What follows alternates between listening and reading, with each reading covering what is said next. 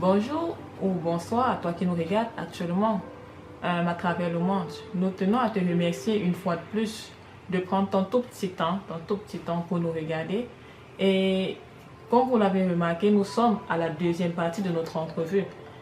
Donc, je vais vous présenter encore Monsieur Simon qui est un promoteur d'établissement, plus précisément à Douala, au Cameroun. Et il nous a fait l'honneur d'être en notre présence pour nous divulguer ainsi tous les petits secrets qui sont enfouis.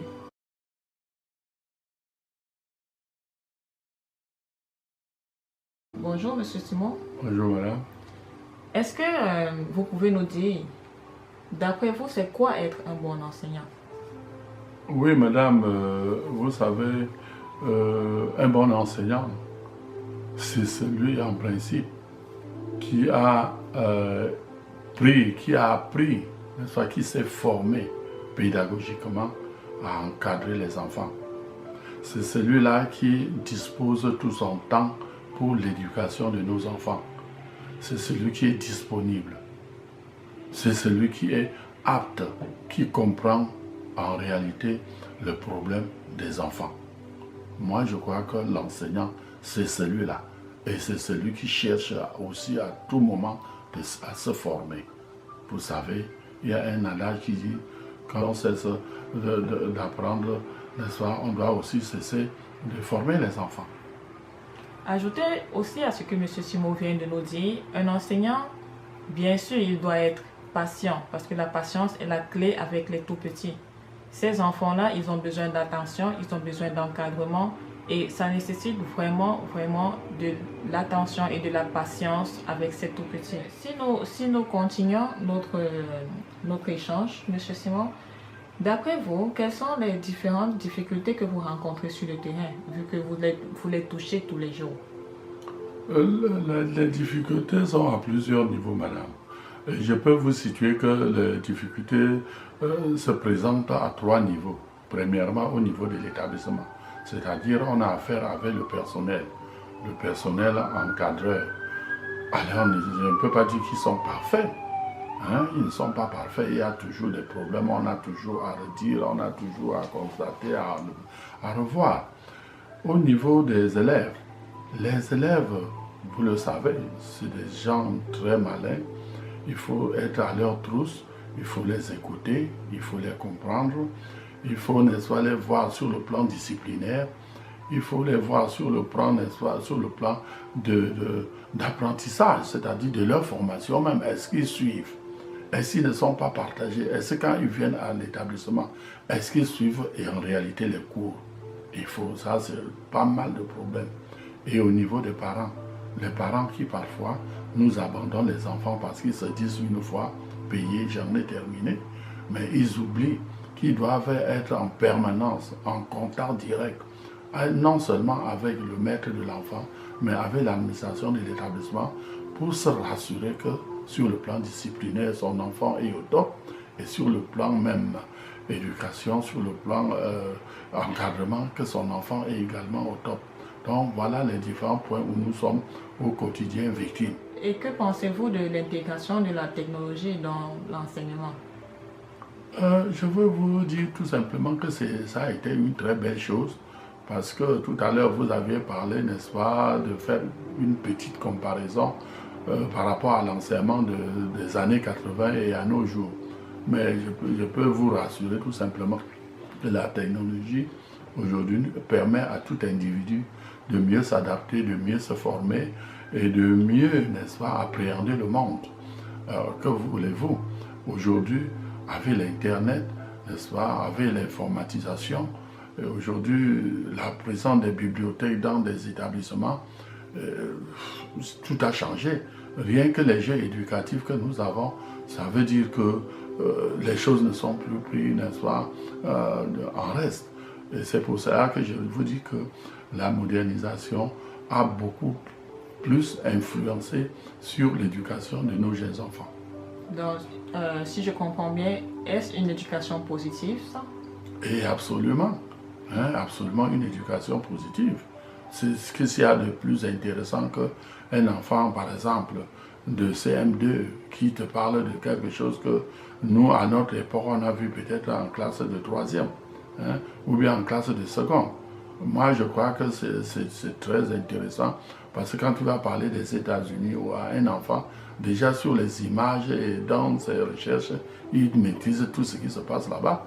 Ce n'est plus le temps où on se focalisait, n'est-ce pas, sur le chez vous ou bien sur le chez toi pour croire que tout est limité. Non, les enfants ont aujourd'hui la facilité de parcourir le monde étant sur place. Étant tout petit, tout enfant forcément rêve d'être ingénieur, rêve d'être docteur, aspire à de grandes choses. Quelles sont les capacités qu'un tel enfant doit bien pouvoir développer pour pouvoir atteindre ces objectifs-là?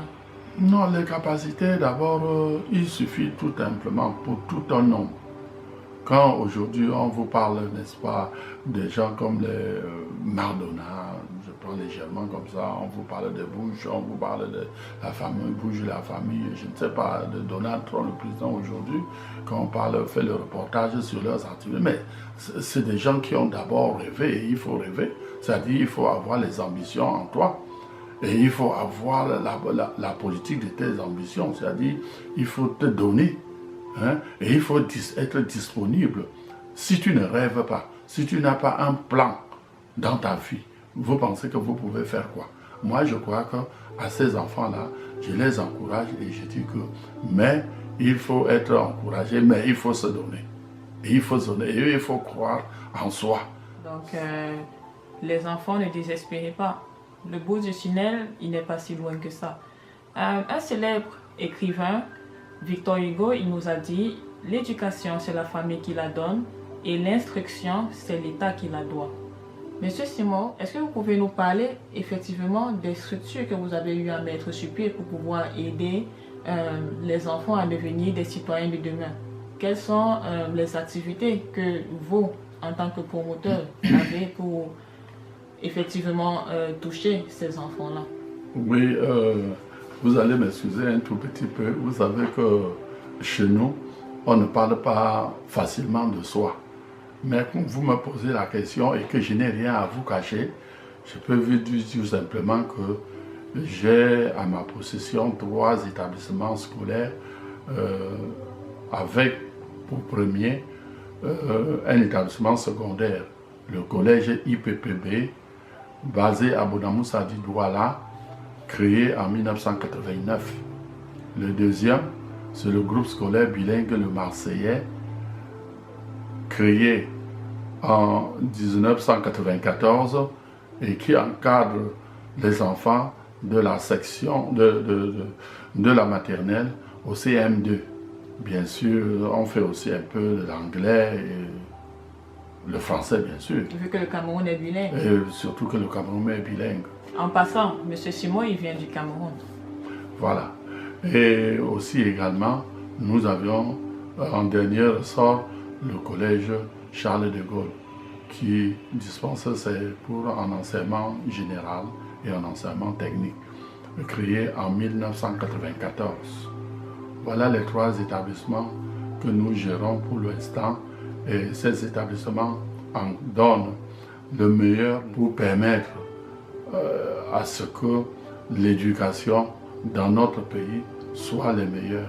Et je ne manquerai pas de vous dire que nous sommes toujours parmi les meilleurs établissements dans notre pays. Merci. Comme quoi, ces 3 établissements se distinguent de par les différentes structures, de par les différents aires de jeu, de par l'enseignement qui s'y donne à l'intérieur. Et je vous mettrai en bas de la vidéo le lien qui vous donne accès effectivement aux différentes structures de M. Simon, qui se nomme le groupe Simo.org. Donc, ainsi s'achève notre entrevue avec M. Simon. Merci, M. Simon. Merci, madame. Et nous espérons que vous avez passé un très bon temps en notre compagnie et nous vous souhaitons du meilleur les jours à venir. Allez, ciao, à la prochaine.